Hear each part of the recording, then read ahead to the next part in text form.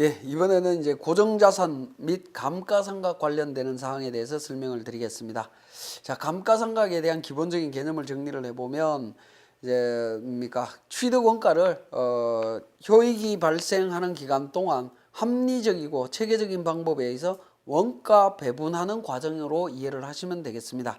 그래서 감가상각을 계산하실 때 취득원가, 잔존가액, 내용연수, 상각 방법이 결정이 돼야 됩니다. 이러한 부분들 취득원가는 이미 결정이 되어 있습니다만은 잔존가액이나 내용연수는 뭡니까? 기업에서 선택적으로 임의적으로 추정을 할 수가 있습니다. 그러다 보면 그 추정 여부에 따라서 기업의 과세 소득에 중대한 영향을 미치기 때문에 법인세법에서는 상각 방법이나 내용 연수, 잔존가액에 대해서는 법에서 정해놓고 있습니다. 정해놓고 있고 일정 한도 내의 금액만 송금으로 인정하고 있습니다. 법인세법에서 이제 고정자산에 대한 감가상각비를 각 사업연도에 송금으로 계상한 경우에 손비로 인정을 합니다. 즉 결산조정사항이다라는 부분이죠. 결산조정을 원칙으로 하고 있기 때문에 이 부분에 대해서 우리 손익계산서 즉 결산서에 감가상각비를 계상하지 않으면 감가상각비를 한 푼도 인정받을 수 없다라는 점 기억을 해 주셔야 되겠고, 결산조정사항이라는 것 때문에 임의상각제도라고 이야기를 하고 있습니다. 자, 감가상각 대상 자산을 보면 법인이 소유하고 있는 사업에 사용하고 있는 자산으로서 토지를 제외한 유형, 무형 고정자산을 의미합니다. 감가상각 대상 자산은 여러분들 다 알고 계실 거기 때문에 이 정도로만 말씀드리고 넘어가고요. 감가상각 계산 요소, 취득가액이 되겠습니다. 취득가액은 타인으로부터 매입한 자산인 경우에는 취득세나 등록세 관련되는 부대비용을 가산한 금액을 의미합니다. 자, 그 다음에 취득가액의 특례라고 해서 내용이 나와 있는데, 취득가액에는 자본적 지출이나 건설자금 이자를 포함하고요. 장기 할부 조건으로 취득하는 경우에는 현재 가치 할인 차금과 연지급 수입에 있어서 취득가액과 구분해서 지급이자로 계상한 금액은 포함하지 않습니다. 이때 이제 자본적 지출이라고 하는 개념이 뭐냐 하는 부분인데, 내용 연수를 연장시키거나 당해 고정자산의 가치를 현실적으로 증가시키는 수선비를 의미합니다. 그러한 수선비에 대해서는 자본적 지출로 보고 바로 비용 처리할 수가 없고 원가에 포함해서 감가상각을 통해서 비용 처리하도록 하고 있다라는 겁니다. 우리 교재에 자본적 지출과 수익적 지출에 대한 예시를 두고 있습니다. 그건 참고로 봐주시고요. 자, 실무적으로는 내용 연수가 굉장히 중요한 부분이죠. 내용 연수라고 하는 부분은 자산의 사용 가능한 연수로서 반드시 내용 연수 기간 내에 감가상각을 완료해야 된다는 뜻은 아닙니다. 기업회계 기준으로 본다면 기업회계 기준의 감가상각은 강제상각입니다. 무조건 감가상각을 해야 되기 때문에 내용연수 기간 내에 감가상각을 완료해야 됩니다. 하지만 법인세법은 임의상각 제도이기 때문에 내용연수는 감가상각률을 계산하는 정도의 의미가 있을 뿐이고 내용연수 기간 내에 감가상각을 완료해야 되는 것은 아닙니다. 자, 그러면 내용연수는 법에서 정해져 있다라고 제가 앞에서 말씀을 드렸는데, 정해져 있는 내용을 보면 별표 2에서 시험용 연구자산의 내용연수 해서 시험용 연구자산은 5년, 3년으로 규정이 되어 있고요. 무형고정자산의 내용연수는 5년, 10년, 20년, 50년으로 자산별로 규정이 되어 있습니다. 이 부분은 뭐 내용연수에 상한이 없습니다. 자산별로 5년 내지 3년 또는 5년에서 50년까지 딱 정해져 있습니다. 근데 건축물과 업종별 자산에 대한 별표 5와 별표 6에 대한 부분입니다. 별표 5는 차량 운반구, 공구, 기구 및 비품에 대한 부분인데, 이 부분은 5년으로 정해져 있습니다. 5년으로 정해져 있는데 상한이 4년이고 하한이 6년입니다. 그러니까 4년에서 6년 사이에 선택해서 적용할 수 있다라는 겁니다. 즉 플러스 마이너스 기준 내용 연수에 플러스 마이너스 25% 범위 내에서 선택할 수 있도록 이미 법에서 정해놨다라는 겁니다.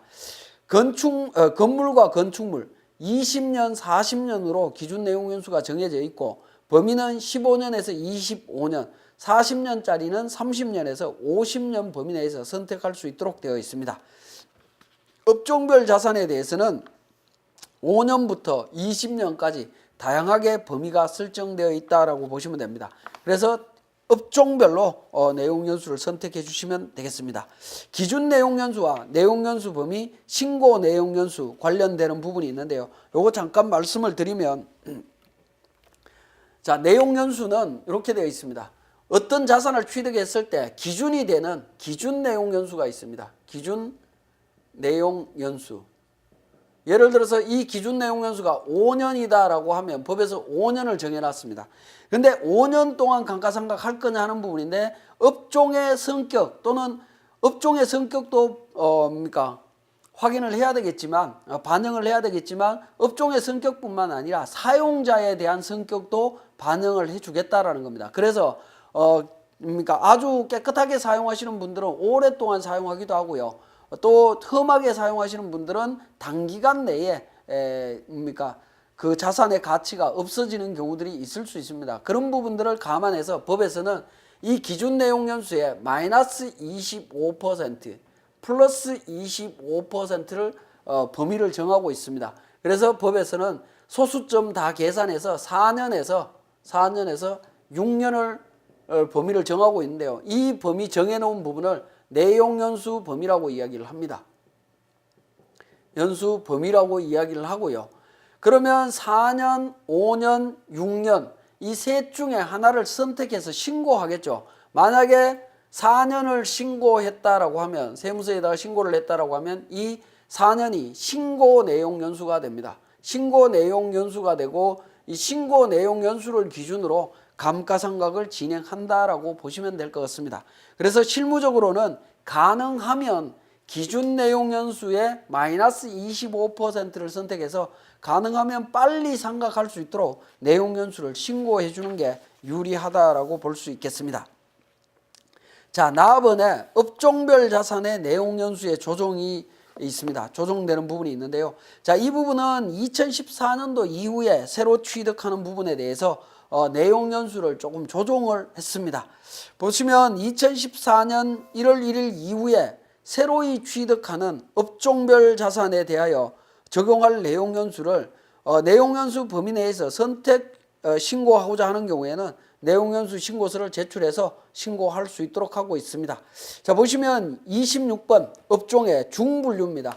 전자부품, 컴퓨터, 영상, 음악 및 통신 장비 제조업, 이런 업종들은 원래 2013년도 이전에는 5년 기준 내용 연수가 5년이었습니다. 5년이었는데 2014년도부터는 6년으로 바뀌었습니다.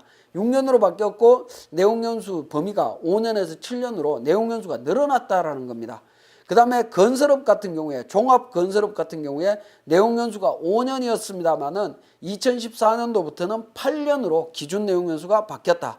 부동산업도 5년에서 8년, 교육 서비스업 5년에서 4년으로 단축됐습니다. 수리업은 5년에서 8년으로 늘어났습니다. 19번에 코스코 연탄 및 석유 정제품 제조업 이런 쪽은 8년에서 내용 연수가 14년으로 늘어났습니다. 통신업 8년에서 6년으로 단축됐고요. 가구, 가방, 신발 제조업 같은 경우에는 10년에서 4년으로 단축됐습니다. 자동차 트레일러 제조업은 10년에서 12년으로 내용 연수 늘어났고요. 전기, 가스, 전기, 공기 조절 공급업 같은 경우에는 20년에서 16년으로 단축됐습니다.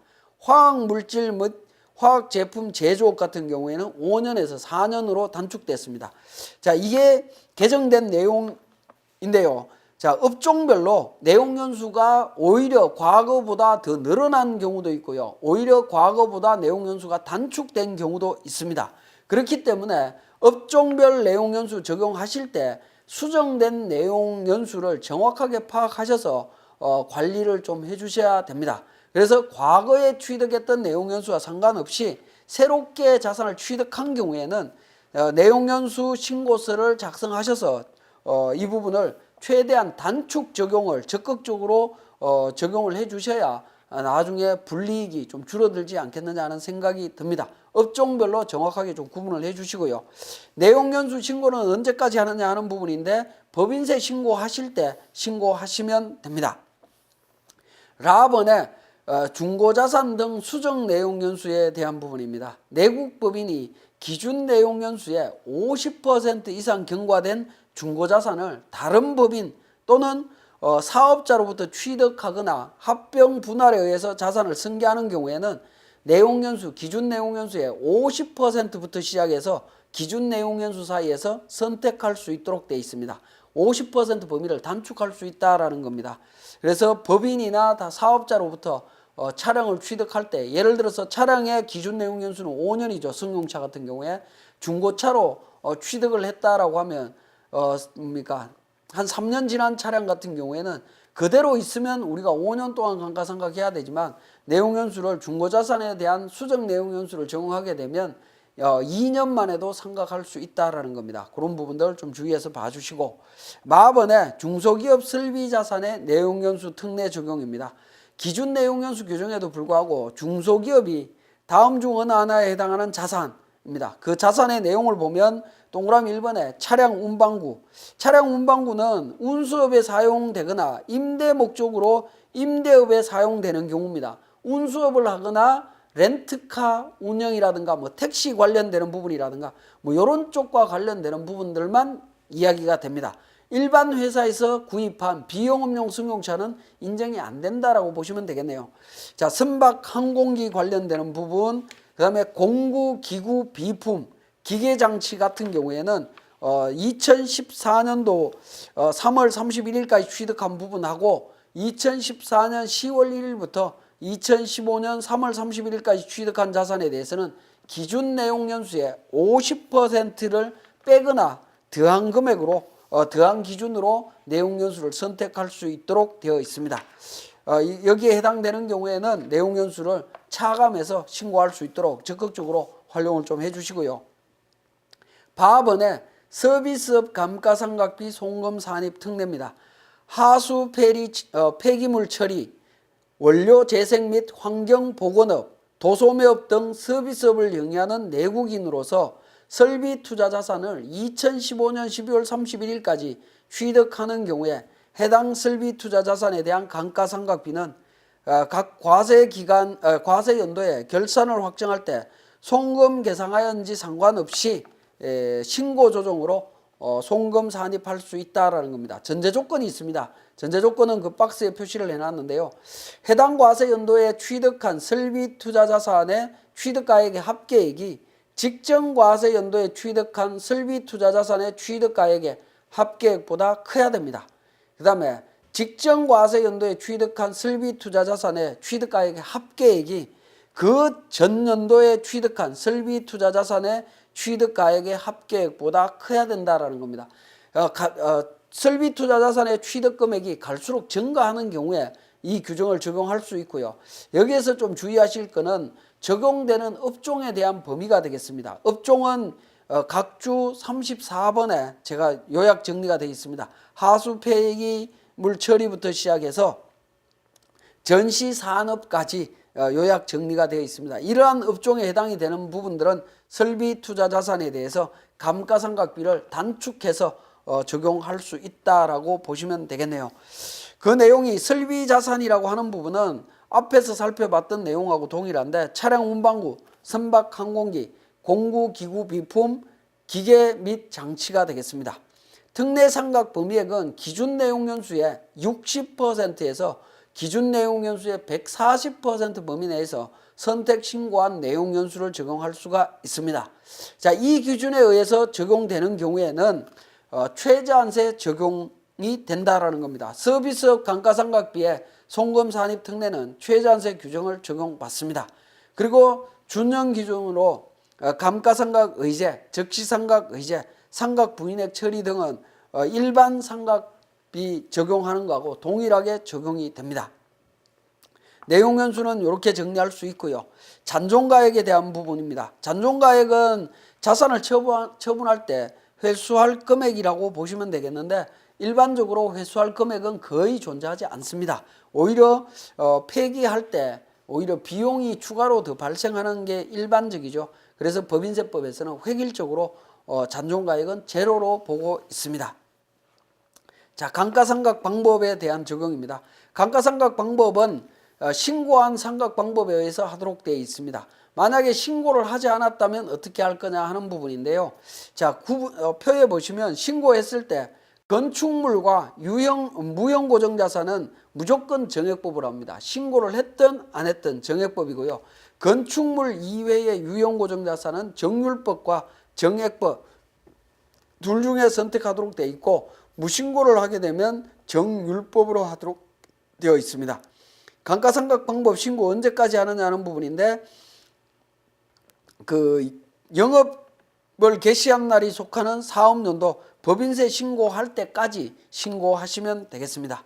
자, 감가상각 범위액 계산하는 부분 교재에 산식 나와 있으니까 참고로 보시고요. 내용 넘어가겠습니다.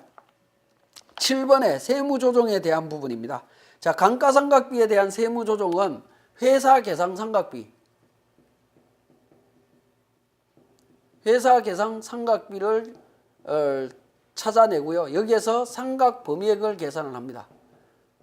상각 범위액을 계산해서 그 차액을 계산을 하는데, 이게 플러스가 나오게 되면 상각 부인액이라고 이야기를 합니다. 상각 부인액, 즉 감가상각비 한도 초과액이라고 생각하시면 되는데, 이 부분에 대해서는 송금 불산입 유보로 처리를 합니다. 감가상각 누계액에 대한 문제이죠. 그래서 유보 처리하고요. 마이너스가 나오게 되면 시인부족액입니다. 시인부족액이 발생하게 되는데, 시인부족액은 원칙적으로 소멸합니다. 이유는 결산조정사항이기 때문에 그렇습니다. 추가적으로 비용을 인정 안 해준다라는 거죠. 소멸합니다. 소멸하지만 다만 예외적으로 전기 상각 부인액이 있다면,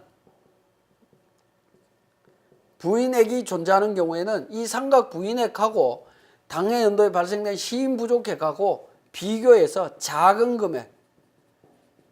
금액은 송금 산입 유보 처리를 해줍니다. 송금 유보로 세무조정이 일어날 수 있다라는 겁니다. 왜냐하면 전년도에 이미 결산조정으로 비용 처리해 놓은 부분을 인정 못 받았기 때문에 당해 연도에 시인부족액 범위 내에서 결산조정했다라고 보고 송금으로 인정해 주겠다라는 부분입니다. 여기에서 중요한 부분은 세무조정 관련되는 부분도 중요하기도 하지만, 더 중요한 부분은 이 회사 계상 상각비를 찾아내는 이 부분이 가장 중요하다라고 보시면 됩니다. 대부분 회사 계상 상각비는 손익계산서에 있죠. 손익계산서하고 원가 명세서에 존재를 합니다. 명세서에 존재를 하지만 이거 이외에도 존재할 수가 있습니다. 어디에? 이익잉여금 처분계산서에 존재할 수도 있고요. 또 감가상각비라고 하는 계정과목이 아닌 다른 계정과목으로도 감가상각비를 처리해 놓은 경우들이 있습니다. 자, 그러한 부분들을 전부 다 찾아서 감가상각비에 세무조정 대상 감가상각비로 전부 다 관리를 하셔야 됩니다. 근데 일반적으로는 손익계산서나 원가 명세서에 감가상각비로 들어가 있는 게 거의 대부분일 걸로 보여집니다.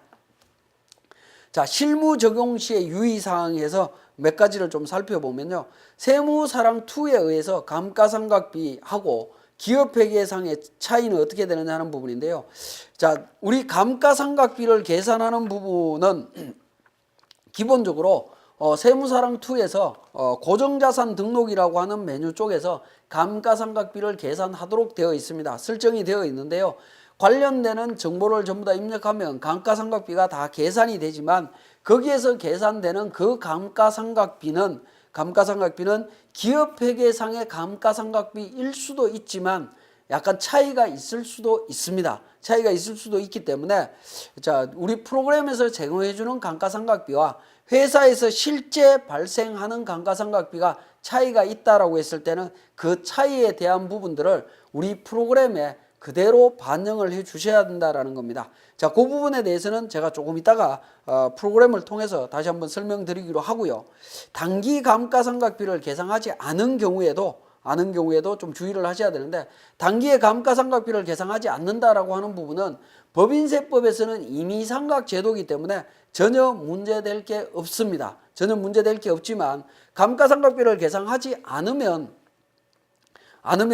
우리 프로그램상에서 문제가 생길 수 있습니다. 뭐냐면 고정자산 등록 쪽에서 계산되어 있는 감가상각비는 이미 손익계산서의 감가상각비로 반영이 되었다라는 전제 조건 하에 그 금액이 반영이 되어 있다라는 겁니다. 그렇기 때문에 감가상각비를 계산하지 않았다면 그러한 정보들을 전부 다 수정을 해 주셔야 된다라는 겁니다. 자, 그러한 수정 과정들을 우리 세무사랑2 프로그램을 통해서 한번 확인해 보도록 하겠습니다. 자, 감가상각비에 대해서 제가 설명을 드리겠습니다. 감가상각비는 법인 조정에 감가상각 조정에 고정자산 등록이라고 하는 메뉴가 있습니다. 여기에서 정리를 하셔도 되고요. 회계관리에 고정자산 및 감가상각이라고 하는 고정자산 등록이라고 하는 메뉴에서 정리를 하셔도 상관없습니다. 원칙은 회계관리 쪽에서 먼저 정리를 하신 다음에 법인 세무조정으로 넘어가야 되는 부분이기 때문에 우리 프로그램에서는 회계관리 쪽에 있는 고정자산 등록부터 설명을 드리겠습니다. 조금 전에 제가 말씀을 드렸는데 감가상각비는 고정자산 등록 쪽에서 감가상각비를 계산을 합니다. 계산을 하는데요. 예를 들어서 자, 건물에 대한 감가상각비를 한번 보시면 자, 건물에 대한 감가상각비를 기본 등록사항 취득가액부터 시작해서 내용연수까지 정보를 쭉 등록을 하시면 13번에 회사계상액이 나옵니다. 이 회사계상액이라고 하는 부분은 2250만 원이라고 하는 이 숫자는 자동으로 계산이 되는데요. 자동으로 계산이 되는데 이 숫자는 이미 손익계산서에 반영되었다라고 보고 계산이 된다라는 겁니다. 그렇기 때문에 손익계산서에 반영된 감가상각비와 이 고정자산 등록에 있는 감가상각비 금액은 반드시 일치해야 됩니다. 일치해야 되는데 고정자산 등록에 의해서 계산된 감가상각비를 우리는 결산자료 입력이라고 하는 메뉴에서 보시면 감가상각이라는 기능이 있었습니다. F7번 감가상각이라는 기능에서 이 내용들을 활용해서 확인들을 했습니다. 그죠? 건물 부분에 대해서 결산 반영할 금액 2250만 원 반영하겠다라는 메시지가 뜹니다. 이 부분이 고정자산 등록 쪽에 있는 회사 계상액하고 일치되는 부분입니다. 일치되는 부분이고, 자, 여기에서 이제 결산에 반영해서 전표에 추가를 해야만이 고정자산 등록 쪽에 있는 이 감가상각비가 손익계산서에 정상적으로 반영된 걸로 인식이 되는 겁니다. 그런데 만약에 손익계산서에 반영된 감가상각비하고 고정자산 등록에 계산되어 있는 이 감가상각비하고 금액이 틀리다라고 하면 반드시 손익계산서에 반영된 금액으로 수정을 해 주셔야 되고요. 당해 연도에 특히 감가상각비를 계산 안 한 경우에는 당해 연도에 감가상각비 금액, 회사 계산 금액을 고정자산 등록에서 계산된 금액을 전부 다 삭제를 해 주셔야 됩니다. 삭제하는 방법은 상단 부분에 회사 계산 수정이라고 하는 부분이 있습니다. 이걸 클릭을 해보시면 관련되는 자산에 대한 감가상각비 회사 계산 수정액이 나옵니다. 자, 이 부분을 일괄 제로로 만들려면 하단 부분에 상각액 제로라고 하는 부분이 있습니다. 제로로 하게 되면 감가상각비 한 푼도 계산 안 된 걸로 정리가 될 수 있습니다. 그리고 수정된 금액을 수정해야 된다라고 하면 수정 금액을 입력하시거나 정리를 해주시면 되겠고요. 그렇게 정리를 해주시면 될 것 같습니다. 어쨌든 회사 계상 상각액은 반드시 손익계산서에 반영된 금액하고 반드시 일치되어야 된다라는 겁니다.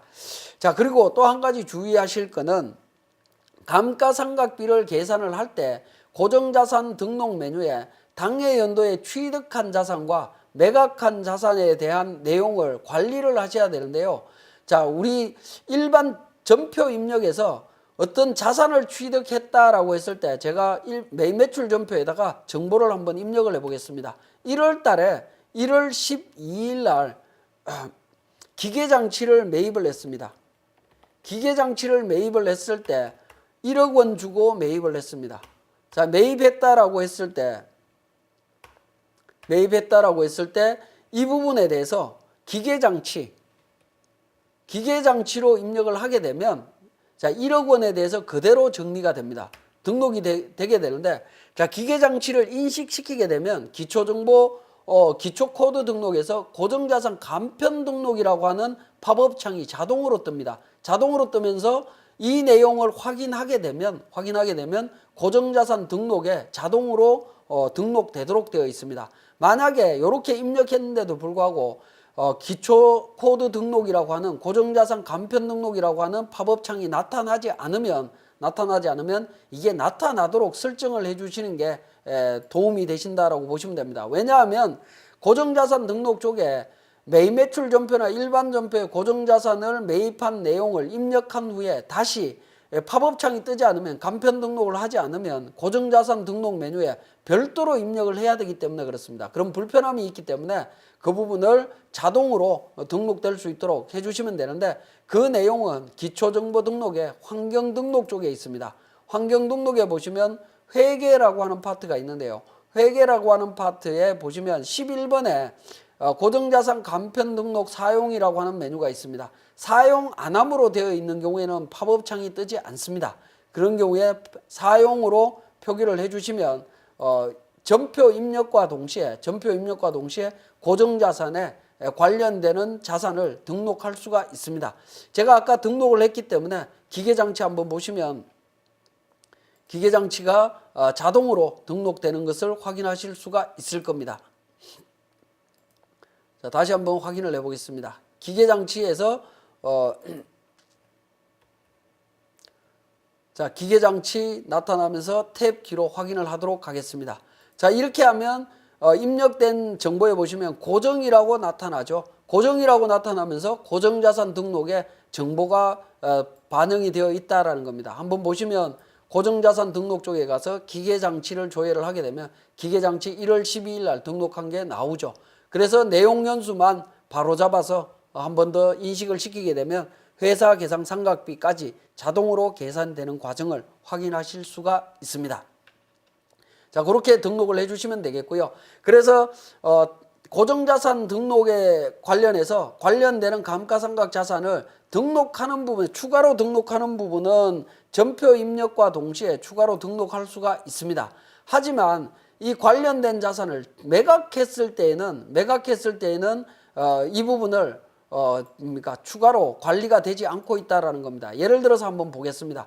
마찬가지로 1월 12일 날 취득했던 이 자산을 1월 30일 날 매각을 했습니다. 기계장치 얼마에? 1억 1천만 원에 매각을 했다라고 제가 보겠습니다. 매각을 했을 때 똑같이 1억 원에 매각했다라고 제가 보겠습니다. 1억 원에 매각했다라고 했을 때 외상으로 매각을 했습니다. 기계장치 이렇게 매각을 했을 때 팝업창이 추가로 나타나지 않습니다. 나타나지 않기 때문에 이 고정자산 쪽에서 매각과 관련되는 부분은 정리가 안 되고 있다라는 거죠. 정리가 안 되고 있기 때문에 이 기계장치 매각된 자산에 대해서는 하단 부분에 전체 양도 또는 폐기 일자에 대한 부분을 직접 입력함으로써 관리를 하셔야 됩니다. 2015년 1월 31일 날 매각한 걸로 정리를 해주시면 될 것 같습니다. 매각한 걸로 정리하게 되면 감가상각비에 대한 부분까지 자동으로 정리가 되는 부분을 확인하실 수가 있을 겁니다. 그죠? 자, 요렇게 이제 정리를 해 주셔야 감가상각비에 대한 세무조정들이 정확하게 이루어질 수 있다라는 것을 확인해 주시면 되겠고요. 그래서 고정자산 간편 등록이라고 하는 기능을 사용하시는 경우에는 등록되는 부분에 대해서는 상관이 없습니다만은 매각과 관련되는 부분은 개별적으로 관리하셔야 된다라는 걸 한번 말씀드리면서 넘어가도록 하겠습니다. 그 다음에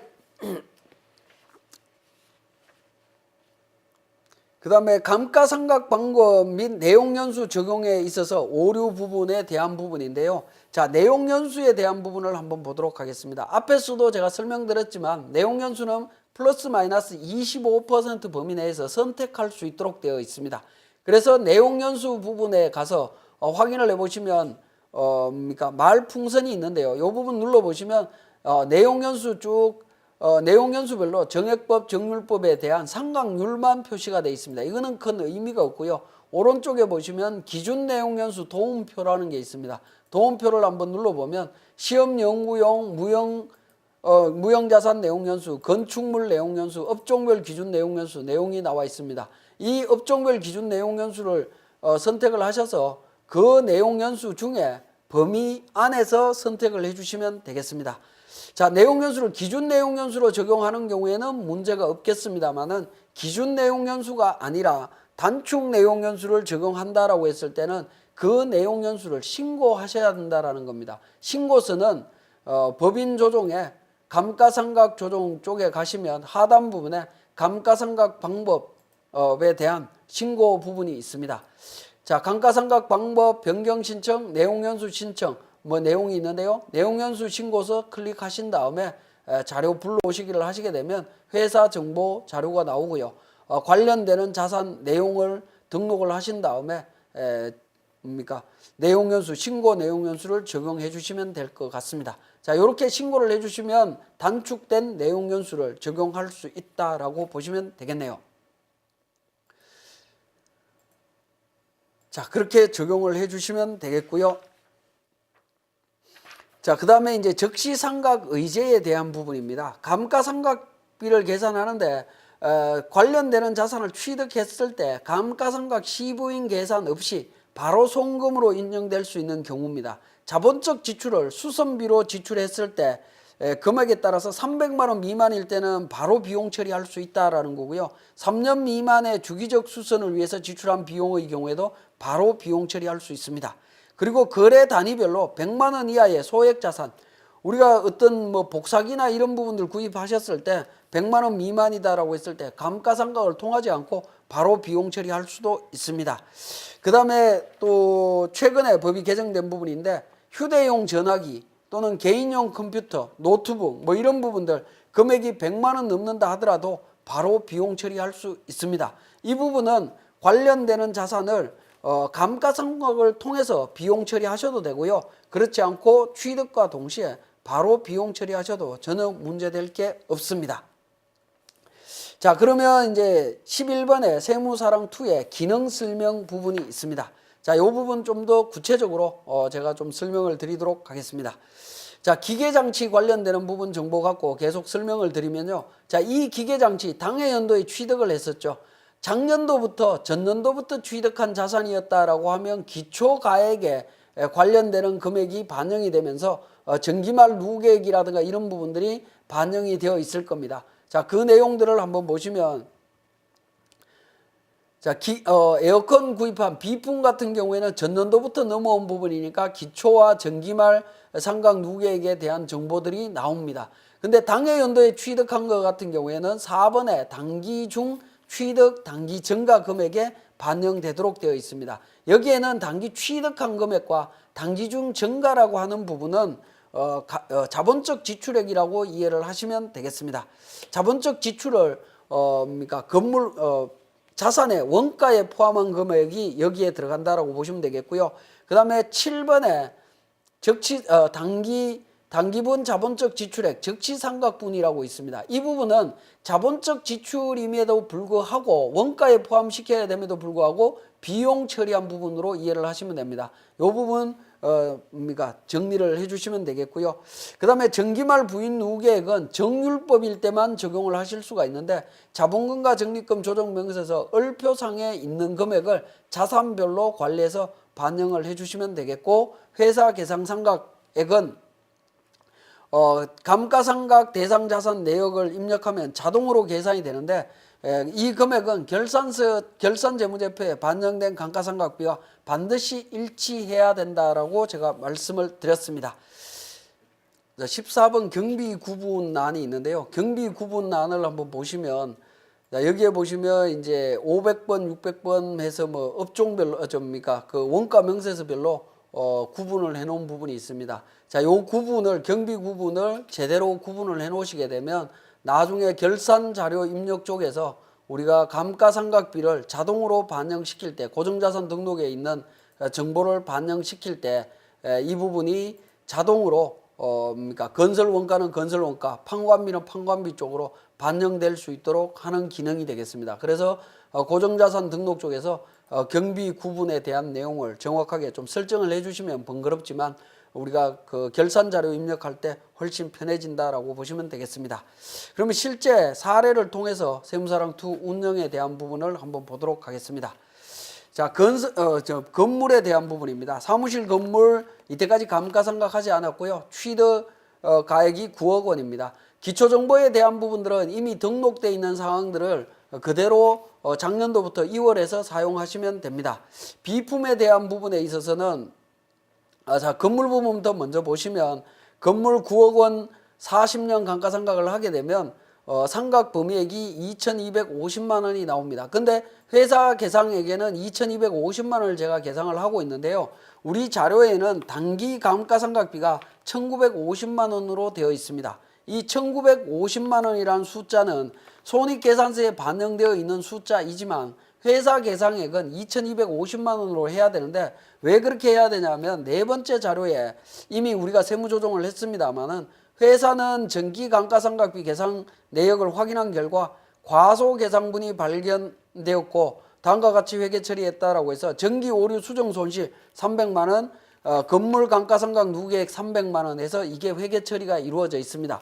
감가상각비가 아닌 다른 계정 과목으로 처리되어 있다라는 거죠. 즉 회사 계상 상각비를 찾아내야 되는데 그 금액을 정확하게 전기오류 수정 손실로 처리되어 있는 금액까지 포함해서 여기에 반영을 해 주셔야 된다라는 겁니다. 그래서 1,950만 원에 300만 원 포함해서 2,250만 원으로 제가 입력을 해 놓은 겁니다. 자, 그렇게 이해를 하시면 되겠고, 그 다음에 비품과 관련되는 부분이 되겠습니다.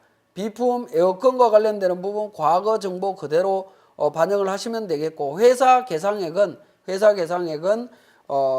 상각 범위액과 달리 1,100만 원이다라고 기록이 되어 있기 때문에 1,100만 원 적용해 주시면 되겠고요. 복사기 구입한 부분은 2015년도에 구입한 거고 280만 원이 있습니다. 이 부분은 이미 고정자산 간편 등록을 기능을 통해서 반영이 되어 있는 부분이고 감가상각비 상각 범위에까지 감가상각이 이루어져 있습니다. 그 다음에 건설 장비에 대한 부분이 있습니다.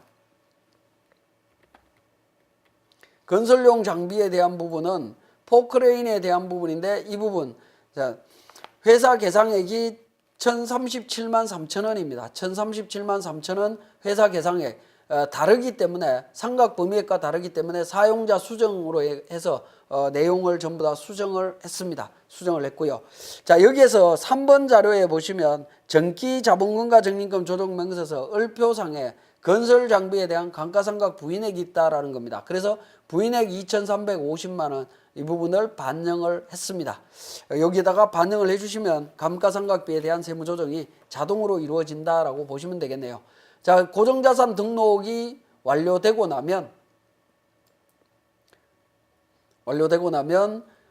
법인 조정에서 고정자산 감가상각 조정에서 고정자산 등록 밑에 미상각분 감가상각 양도자산 감가상각비 내용이 있고 고정자산 관리대장이 있습니다. 이 자료들은 참고 자료로 보시면 되겠고요. 미상각자산 감가상각 조정명세서가 있습니다. 감가상각 조정명세서를 불러오기를 통해서 고정자산 등록에서 등록되어 있던 정보들을 반영을 해주시면 되겠습니다.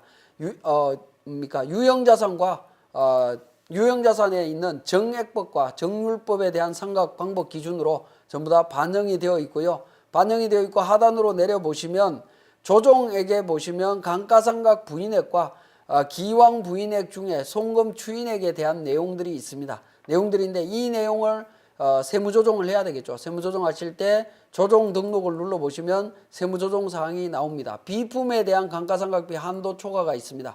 그래서 비품에 대해서 감가상각비 한도 초과 금액 유보 사항이기 때문에 관련되는 계정 과목을 그대로 사용해 주시는 게 좋다라고 해서 제가 직접 입력이라는 기능을 통해서 비품으로 등록을 했습니다. 그리고 전기 건설용 감가상각비 한도 초과 유보 감소 부분입니다. 이런 부분은 조정 코드 등록 도움을 통해서 제가 정리를 한번 해봤습니다. 이 부분은 조정 코드 등록이나 직접 입력이나 둘 중에 편한 방법을 사용하셔서 세무조정을 해주시면 되겠습니다. 그리고 앞에서 전기오류 수정 손실과 관련되는 세무조정 미리 했기 때문에 우리 교재에는 제가 세무조정 사항을 말씀을 드렸습니다만은 이 교재는 앞의 내용과 연결되는 부분이기 때문에 관련 세무조정이 이루어져 있어서 제가 추가적으로 전기오류 수정 손실에 대한 세무조정은 별도로 말씀드리지 않습니다.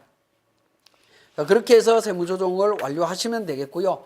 자, 세무조정이 완료되고 나면 자, 실질적으로 법인세 신고할 때 제출되는 서식은 미상각 감가상각 자산 조정명세서, 이 서식은 국세청에 제출되지 않습니다. 제출되지 않기 때문에 실제 제출되는 서식을 작성하셔야 되는데, 제출되는 서식은 감가상각 조정명세서 합계표가 되겠습니다. 감가상각 조정명세서 합계표를 불러오기를 통해서 작성을 하시고 이 서식을 제출을 하게 됩니다.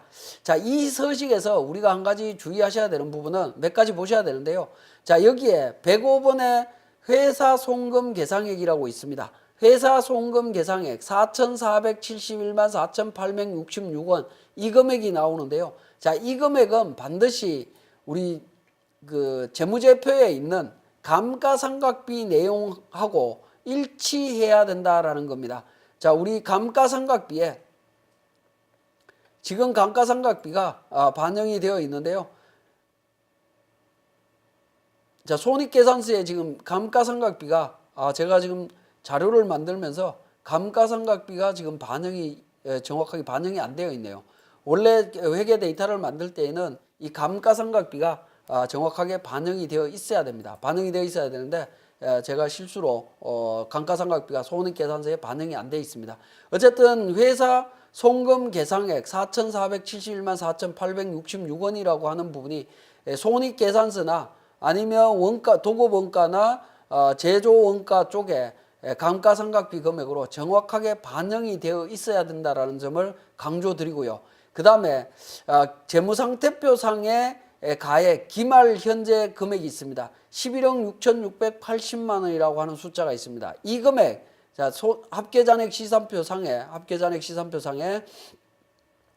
유형자산 합계금액이 있습니다. 이 금액하고 반드시 일치해야 된다라는 겁니다. 총액하고 일치를 해야 되는데 지금 틀리죠. 틀린 이유는 그러니까 토지 때문에 틀립니다.